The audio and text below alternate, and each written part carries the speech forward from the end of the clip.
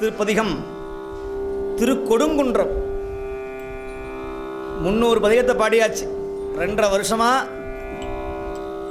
300 பதிகம் இப்போ தான் வந்திருக்கிறோம். இன்னும் 83 பதிகம் இருக்கிறது. அது 1 வருஷம் ஆகும். இன்னும் எத்தனை வருஷம் ஆக போகிறதோ தெரியல. அது வரைக்கும் நீங்கள்லாம் என் கூட வருவீங்களான்னு அதுதான் வேணும். ஏன்னா இது பதிகத்தின் வாயிலாக தல யாத்திரை, அவ்வளோதான். எங்கள் வாத்தியார் தருமபுரம் ஐயா செஞ்சாங்க. 83ஆவது வருஷம் நடத்துனாங்க. அவங்களுக்கு வந்தவங்க எத்தனை பேர் தெரியுமா? 52 பேர். தருமபுரம் சுவாமிநாதன் ஐயா தேவாரம் முற்றோல் பண்ணது கேட்க வந்தவங்க, சென்னையில் கேட்க வந்தவங்க 52 பேர் வந்தாங்களாம். அவ்வளோ பெரிய ஓதுவா மூர்த்திக்கு. இன்றைக்கி நமக்கு இத்தனை பேர் 1000 பேர் வந்திருக்கிறீங்களே, இதை விட என்ன வேணும்? இதுதான் கொங்கு நாட்டோட சிறப்பு, தமிழுக்கு கிடைத்த வெற்றி. தமிழை எப்படியாவது வாழ வைக்கணும், திருமுறையை வாழ வைக்கணும். திருமுறை வாழனா தமிழ் வாழாது, சைவம் தழைக்காது. திருமுறை பாடி எல்லா வழிபாடும் ஓங்கி வளர செய்யணும். திருக்கொடுங்குன்றம், இதுக்கு பேர் பிரான்மலைன்னு பேர். திருச்சிராப்பள்ளியிலிருந்து மேலூர் போகிற வழியில் இருக்கு பிரான்மலை. இந்த ஊரில் தான் பாரி மன்னன் வாழ்ந்த ஊர். பரம்பு மலைன்னு பேர் இதுக்கு பேர். கொடுக்கிலாதானை பாரியே என்று பாரி மன்னன் வாழ்ந்த ஊர். முல்லை கொடிக்காக தன் தேரையே வழங்கிய ஊர் இந்த பரம்பு மலை. இந்த ஊருக்கு சாதாரண போக முடியாது. பாண்டி நாட்டு தல யாத்திரை மேற்கொள்றவங்க முதல்ல பார்க்க வேண்டிய தலம் இந்த கொடுங்குன்றம். இந்த ஊர்ல கால பைரவர் சிறப்பு. இந்த ஊர்ல இருக்கிற பைரவரை பார்த்தோம்னா ஆயுள் பெருகும், எதிரிகள் தொல்லை அழிஞ்சு ஒழியும். ரொம்ப ஆற்றல் பொருந்தியவர். இந்த ஊர் கால பைரவரை சரியா 8 மணிக்கு அர்த்தயாம் பூஜை அடிச்ச உடனே யாரும் போக மாட்டாங்க. சிவாச்சாரியாரும் அந்த பரிஜாகரை மட்டும்தான் உள்ளே போய் பூஜை பண்ணிவிட்டு வந்துடுவாங்க. வேறு யாரும் போகக்கூடாது. அவ்வளவு கோரமானவர், அகோரமானவர், கோரமானவர் இந்த காலபைரவர். சக்தி வாய்ந்தவர் காலபைரவ பெருமான். குன்றக்குடி ஆதீனத்திற்கு உட்பட்ட தலம் இந்த பிரான்மலை கொடுங்குன்றம்.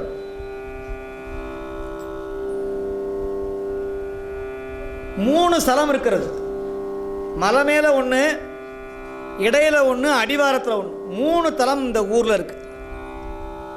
மதுரைக்கு போகிறவங்க மேலூர் வழியாக பொன்னமராவதியிலிருந்து நிறைய பேருந்து இருக்கு இந்த ஊருக்கு. பிரான்மலை இந்த ஊர் சிவாச்சாரியார் தினமும் சுவாமிக்கு நல்ல நறுமையான மலர்களை அப்படியே சாத்தினாராம். அவருக்கு ஒரு காதலி இருந்தாலாம். இந்த மாலையை கொண்டு போய் சுவாமி பிரசாதம், இந்த பிரசாதத்தை கொண்டு போய் அந்த தன்னுடைய காதலிக்கு சூட்டி பார்த்தாராம். சூட்டி பார்த்த உடனே ஒரு அங்கேருந்து உத்தரவு வருது. இன்று மாலை ராஜா கோயிலுக்கு வர்றார், தரிசனம் பண்ணுறதுக்கு வர்றார். ஒரு நாளைக்கு ஒரு மாலை தான் கொடுப்பாங்க. அந்த ஒரு மாலையும் சாமிக்கு சாத்தி அந்த பெண்ணுக்கு போட்டு விட்டாரு. இப்போ மாலைக்கு என்ன பண்ணுறது புளிச்சார். ஆபத்துக்கு பாவம் இல்லைன்னு சொல்லி அந்த பெண்ணு கழுத்தில் போட்டிருந்த மாலையே திரும்ப கொண்டு வந்து சாமி கழுத்தில் போட்டு விட்டார். போட்டால் சும்மா இருக்குமா? இந்த அம்மாவுடைய கூந்தல், பெரிய கூந்தல் இருக்கிற முடி வந்து அந்த அந்த மாலையில் சுற்றி இருந்திருக்கு. ராஜாவுக்கு சுவாமிக்கு எல்லாம் பண்ணி முடிச்சு ராஜாவை கழுத்தில் போடும்போது ராஜா வாங்கி கண்ணில் ஒத்துனார். பெண்ணினுடைய கூந்தல் நீளமாக அப்படி முடியல அந்த மாலையில் சொல்றதுக்கு ராஜாவுக்கு ஒரே கோபம். குறுக்களை கூப்பிட்டார். ஏமோய், இந்த மாலையில் முடி இருக்கிறது இது யாரோட முடி? உண்மையை சொல், இல்லை தலை போயிரும்னார். நடுங்க ஆரம்பிச்சுட்டார் இந்த சிவாச்சாரியா. குருக்கள், ஐயாருக்கு ஒன்றும் தெரியாது, பெருமாவோட சடமுடி தான் இது அப்படின்ட்டார். உள்ள மூலஸ்தானத்தில் இருக்கிற சாமி அவருடைய சடமுடி தான் இது அப்படின்ட்டார். இப்போ சாமி என்ன பண்ணணும் தெரியுமா? ஏண்டா, எனக்கு போட்ட மாலையை யாரோட கழுத்துலையே போட்டுவிட்டு நீ வந்து திரும்ப என் கழுத்தில் போட்டுவிட்டு ஏன் சடமுடின்னு சொல்றியே? நியாயமாக கேட்டிருக்கும்ல. அவன் சும்மா விட்டானா? அதான் கருணை தெய்வம். சடமுடின்னு சொல்றியே, காட்டுன்னு நேராக உள்ளே போனால் பாருங்க, சுவாமியுடைய லிங்கத்திலிருந்து சடமுடி தன போல வளர்ந்துதான் சடையை காமிச்சு அந்த குருக்களை காப்பாற்றினாராம் சுவாமி. இது இப்பேற்பட்ட தலம் இந்த கொடுங்குன்றம். பார்க்க வேண்டிய தலம். இப்போ என்ன புரிகிறது? குற்றமே செய்தாலும் அதையும் குணமாக கொள்ளக்கூடிய இறைவன் ஈசன் ஒருத்தந்தான். அதனால தான் சங்கமேறி நற்தருமைக்கு கனகக்கிழி ஈந்தான் கான். தருமிங்கிற ஒரு ஆதிசைவ அந்தனர் கல்யாணம் பண்ணுறதுக்கு காசு இல்லை. நேராக போய் சுவாமிகிட்ட போய் விண்ணப்பம் வச்சார். ஆளவாய் சொக்கனே, நான் கல்யாணம் பண்ணணும், எனக்கு யார் ஆதரவுன்னு கேட்டார். சாமி ஒரு கவிதை எழுதி கொடுத்துட்டார். பெண்களுடைய கூந்தலுக்கு மனம் உண்டுன்னு எழுதினார். பிறகு வாதம் பண்ணி பொற்கையை வாங்கி கொடுத்தார். அது தருமிக்கு போராடி வாங்கி கொடுத்தாராம். அந்த சங்கத்தை தமிழ் வளர்த்தவன் சிவபெருமான். ஆளவாய் சொக்கன். இன்னைக்கு தமிழை வளர்த்துறதுக்கு யாரும் இல்லை. ஒருத்தர் இருந்தார் எனக்கு தெரிஞ்சு தமிழை வளர்த்துறதுக்கு, எங்கள் ஊர்காரர், எங்களுடைய தாயாதி மீனாட்சி சுந்தரம் பிள்ளை அவர்கள். அவரை மறந்துட முடியுமா? திருச்சிராப்பள்ளியில் மலைக்கோட்டைக்கு எய்த்தாவில் 33 வருஷம் வாழ்ந்தார். அந்த வீட்டுக்கு போனால் இன்னமும் நினச்சி அப்படி ஒரு நிமிஷம் நின்னோம்னா அப்படியே தெய்வீக தமிழ் வளரும். அந்த வீடு இன்னும் இருக்குது, மௌன மடத்துக்கு நேர் எய்த்த மாதிரி. 33 வருஷம் வாழ்ந்தார் எங்களுடைய மீனாட்சி சுந்தரம் பிள்ளை அவர்கள்.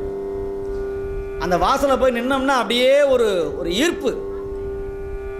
அவர் வீட்டில் உப்போ புளியோ மிளகாவோ எதுவும் இருக்காது. ரொம்ப கஷ்டம், சாப்பாட்டுக்கு வழி கிடையாது. உவே சாமிநாயர், தியாகராஜன் செட்டியார் எல்லாம் உட்காந்துருப்பாங்க. இப்போ இருக்கிற மாதிரி விளக்கோடிலாம் கிடையாது. ஒரு குத்து விளக்கில் எண்ணெயை ஊற்றுவாங்க. அந்த எண்ணெயில் அந்த விளக்கு ஒளியில் ஓலைச்சுடியை உட்காந்து எழுதுவார். 1,00,000 பாட்டு எழுதியவர் பிள்ளை அவர்கள். அதில் விளக்கில் எண்ணெய் இருக்காதான். விளக்கில் எண்ணெய் இருக்காதுன்ட்டு தன்னுடைய மாணவரை கூட்டிகிட்டு போய் வீடு வீடாக போய் பிட்சையாக எண்ணெய் வாங்கி அதில் ஊற்றி அப்படி தமிழை வளர்த்தவர்கள். 1,00,000 பாட்டு எழுதியவர் மீனாட்சி சுந்தரம் பிள்ளை அவர்கள். தமிழுக்காகவே தம்முடைய வாழ்நாளை அர்ப்பணித்தவர்கள். அவருடைய மாணவர் தான் உவேசா. முந்தா நாள் அவருடைய பிறந்த நாள், உங்களுக்கெல்லாம் தெரியும். அவருடைய தலைமையான மாணவர் யாருன்னா தியாகராஜன் செட்டியார். அவர் பூவாளூரில் இருந்தவர், லால்குடி பூவாளூரில் இருந்தவர் தியாகராஜன் செட்டியார்.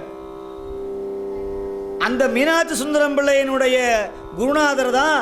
அவருடைய குருநாதரில் மழவை மகாலிங்க ஐயர்னு ஒருத்தர் இருந்தார் மெட்ராஸில். முதல்ல ஆங்கிலேயர் துவங்கின ஒரு காலேஜ், பிரசிடென்சி காலேஜ்னு பேர். அந்த பிரசிடென்சி காலேஜில் முதல் தமிழ் பேராசிரியர் மழவை மகாலிங்க ஐயர். அந்த மகாலிங்க ஐயர் தான் மீனாட்சி சுந்தரம் பிள்ளைக்கு தமிழ் இலக்கணத்தில் சந்தேகத்தை தெளிவித்தவர். இதெல்லாம் அன்பர்கள் தெரிஞ்சிருக்கணும். தமிழுக்காகவே போராடியவர்கள், திருமுறைக்காகவே வாதாடியவர்கள்.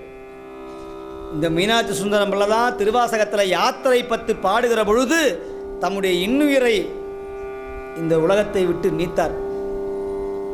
பேர்பட்டவர்களெல்லாம் வாழ்ந்த ஒரு ஊர், தமிழுக்காக இருந்தவர்கள். இந்த கொடுங்குன்றம் பார்க்க வேண்டிய தலம். பண் நட்டபாடை திருஞான சம்பந்த பெருமான் இயற்கை சூழ்நிலையை அப்படியே சொல்றார். இந்த ஊரில் ஒரு கணவன் மனைவி எப்படி வாழணுங்கிறத ஒரு யானை மூலியமா சொல்றார். ஒரு ஆண் யானையும் பெண் யானையும் இருந்துதான், 2 யானைகள். கடி கரி களிறு, கரியும் பிடியும் இருந்தது. பிடினா பெண் யானை, கரினா ஆண் யானை. இந்த 2 யானையும் சண்டை போட்டுருது. சண்டை போட்டு மனைவி கோச்சிட்டு மலைக்கு மேலே ஏறிடுச்சு. எது? பெண் யானை. இப்போ எதை நடக்குது நம்ம வீட்லேயும்? ஞாயிற்றுக்கிழமை வேணா கோயிலுக்கு போகிறீங்களா? உங்களுக்கு வேலையே கிடையாது, போங்க போங்க. இவர் பார்ப்பார், சரி வந்து பேசுகிற எதாக இருந்தாலும் திருமுறை காப்பாற்றணும் போயிடுறார். சில வீட்டில் ஆண்கள் தொல்லை.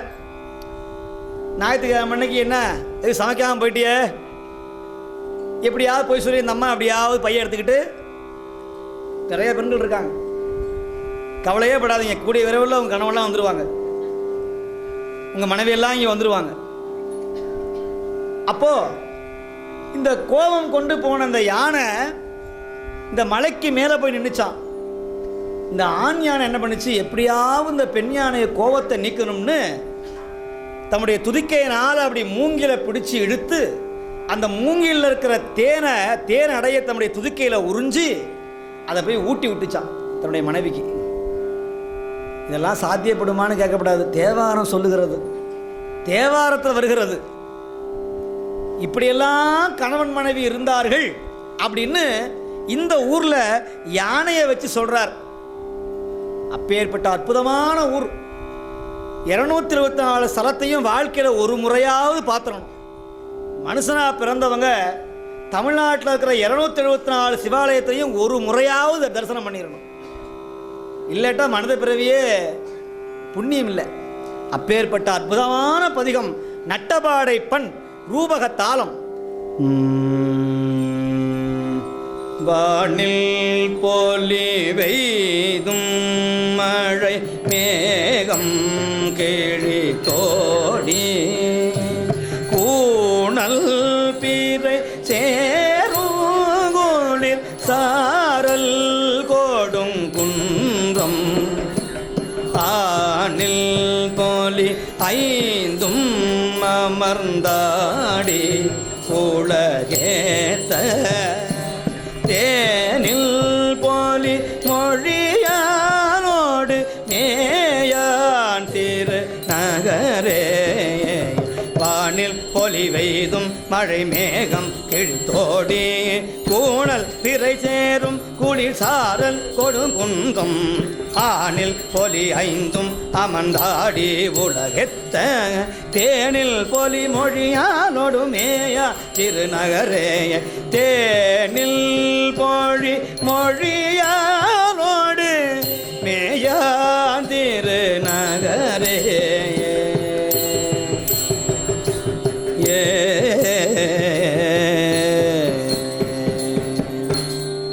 மயில் புல்கு தன் பெடையோடுடனாடும் வலசாரல் குயிலில் இசை பாடும் குளிர் சோலை கொடும் குன்றம்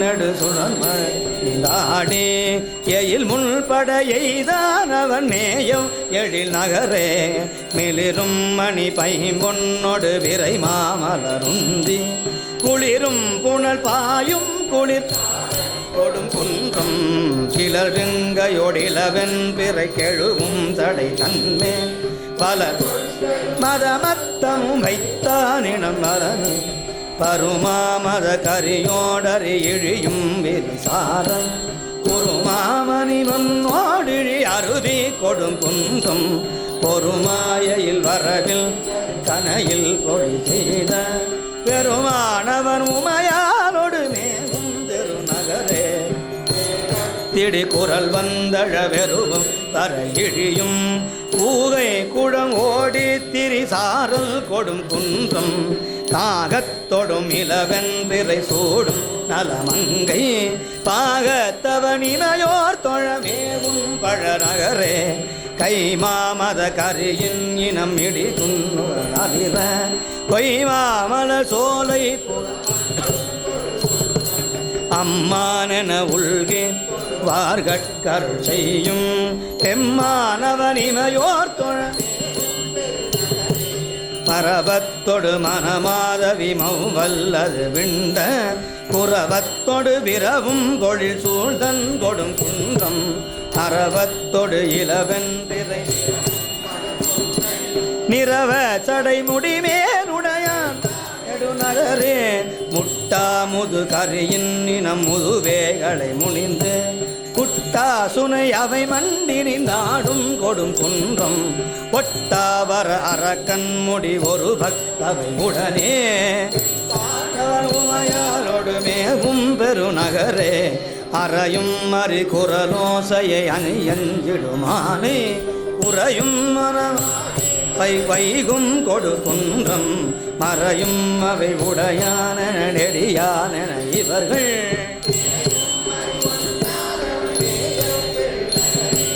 மத்த களிராலியும் வர வஞ்சி மலை தன்னை புத்தி பெருமுழை தன்னிடை வைகும் கொடும் குன்றம் புத்தரோடு பொல்லாமன சமண புறம் கூற பத்தற்கருள் செய்தானவன் மேய பழநகரே பூனல் பிறை சடை மேல் மிக உடையான் கொடும் குன்றை கழுவன் தலைவன் நல கவுனி ஞானத்துயர் சம்பந்தன நலங்கொள் தமிழ் வல்லார் ஊனத்தொடு துயர் தீர்ந்துலகெத்தும் எழிலோரே ஞானத்துயர் சம்பந்தன நலங்கொள் தமிழ் வல்லார் ஊனத்தொடு தீர்ந்துலகெத்தும் எழிலோரே.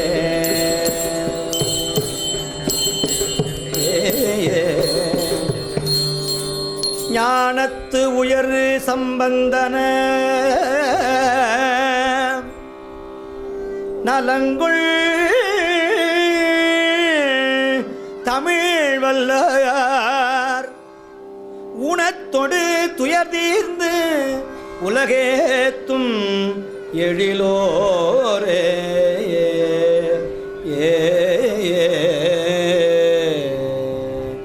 இந்த பதிகத்தை பாடியவர்கள், இந்த பதிகத்தை செவியால் கேட்டவர்களுக்கு ஞானம் பெருகும். எங்களுக்கு ஞானம்லாம் வேண்டாங்க, துன்பம்லாம் போனால் பரவாயில்ல அப்படின்னு துன்பமும் போயிடும், ஞானமும் கிடைக்கும்.